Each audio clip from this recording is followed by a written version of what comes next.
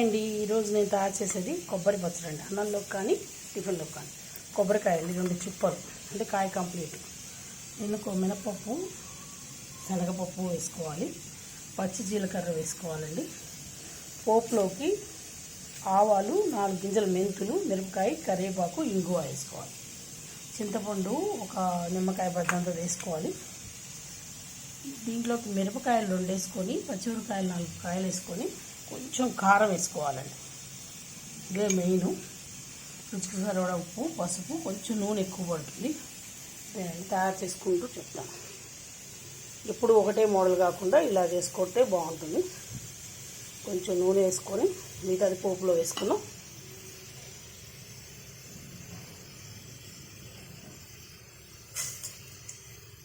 మినపప్పు ఆవాలు వేగిన తర్వాత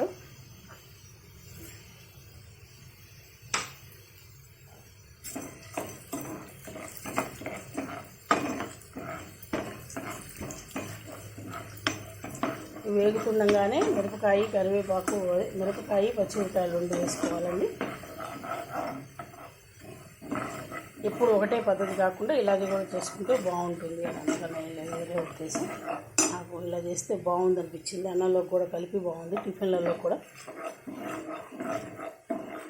కొబ్బరికాయ కొట్టిన నీళ్ళు ఉంటే ఆ నీళ్ళతో వేసి గ్రైండ్ చేసుకోండి, ఇంకా బాగుంటుంది పచ్చడి కూడా టేస్ట్. ఇదిగోండి మిరపకాయ, పచ్చిమిరపకాయ వేసుకున్నాను. పచ్చిమిరపకాయలు కట్ చేసేసుకోండి. కారం సరిపడా వేసుకోండి. కొంచెం తినగలిగిన వాళ్ళు ఇంకా 2 పచ్చిమిరపకాయలు, కానీ మిరపకాయ కన్నా పచ్చిమిరపకాయలు వేస్తేనే బాగుంటుంది. వేగుతున్నాగానే కొబ్బరి ముక్కలు వేసుకోవాలి. ఇవి కూడా వేగాలండి, కొబ్బరి ముక్కలు కూడా కొంచెం వేగాలి. మిరపకాయ, పచ్చిమిరపకాయ కొంచెం కలర్ మారేడికి ఆల్రెడీ ముక్కలు కూడా వేగుతాయి, కొంచెం వేగుతాయి. వేగుతున్నాగానే కొంచెం కారం వేసుకోవాలి. జీలకర్ర కూడా పచ్చిది వేసుకోవాలి, గ్రైండ్ చేసేటప్పుడు వేసుకోవాలి. చింతపండు అన్నీ వేగాలండి.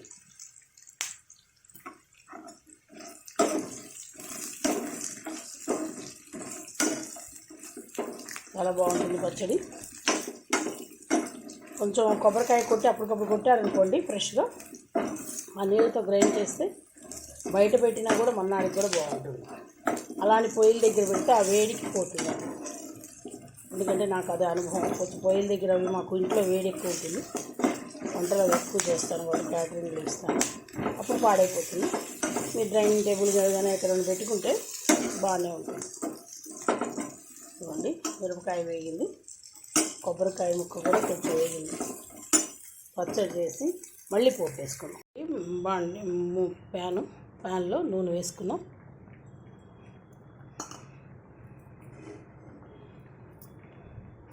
మెంతులు ఎక్కువ వేయకండి, బాగుండదు. వెల్లుల్లిపాయ వేసుకునే వాళ్ళు పచ్చట్లోనే వెల్లుల్లిపాయలు వేసుకోండి. దీంట్లో కూడా కావాలి అనుకొని బాగా తినగలిగిన వాళ్ళైతే వేసుకోవచ్చు. కొందరికి చాలా ఇష్టం ఉంటుంది వెల్లుల్లిపాయలు. మెంతులు మటుకు ఎక్కువ వేసారనుకోండి పంటి కింద పడితే చేదు అనిపిస్తాయి.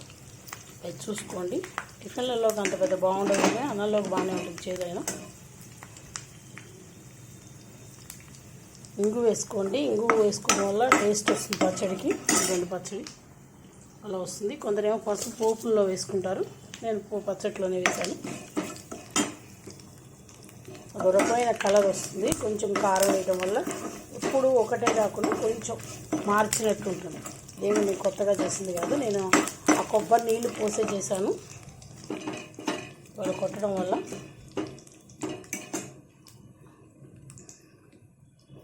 ఆవాలు చిట్చిట్లాడంగానే కొంచెం వేగాలి. మెంతులు వేగినాయండి, మెంతులు వేగినాయి. ఇంగు వేసుకుందాం.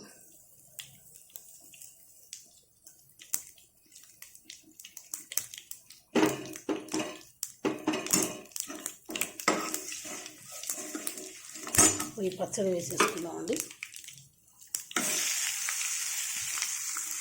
ఇట్లా కలపడం వల్ల ఏమైనా తడున్నా కూడా పోతుంది.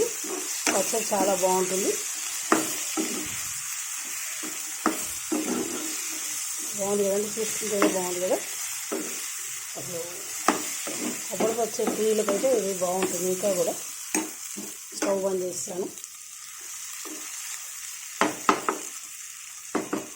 ఇంతేనండి.